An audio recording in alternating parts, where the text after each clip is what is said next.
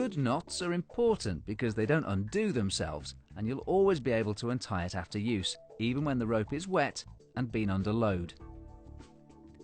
One of the easiest knots to tie is called the figure of 8. This is sometimes called a stopper knot because it can be used to stop a rope from pulling free from a fair lead or jam cleat.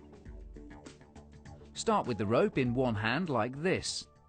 Bend the top back and pass it underneath the main part of the rope like this. Pass the tail back across the top of the main part of the rope. Pass the tail up through the top loop like this from beneath. Finally, grab the tail and pull tight.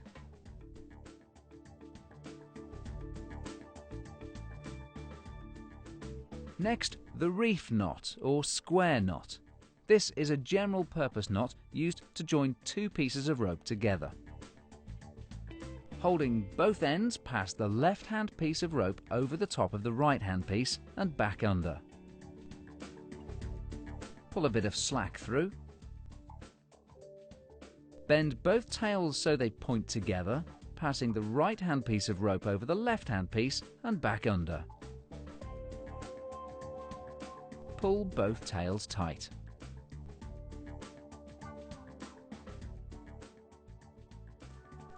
The round turn and 2/2 hitches is a knot that's used to tie a single piece of rope to a fixed object.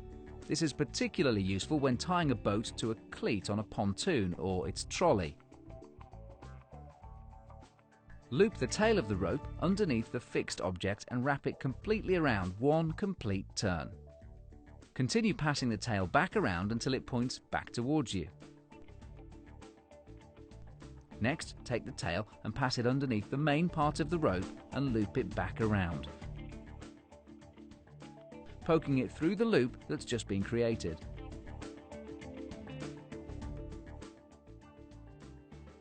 And pull tight. Repeat this a second time, taking the tail back underneath the main part of the rope and poke it back through the loop you've created. And pull tight.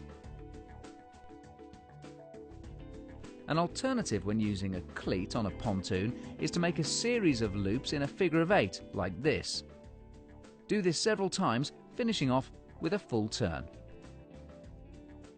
The last knot we'll look at is the bowline, which is the knot that most people have difficulty in learning. The bowline knot is used to create a fixed single loop in the end of a line. It's very strong under load and can be used in many places on the boat.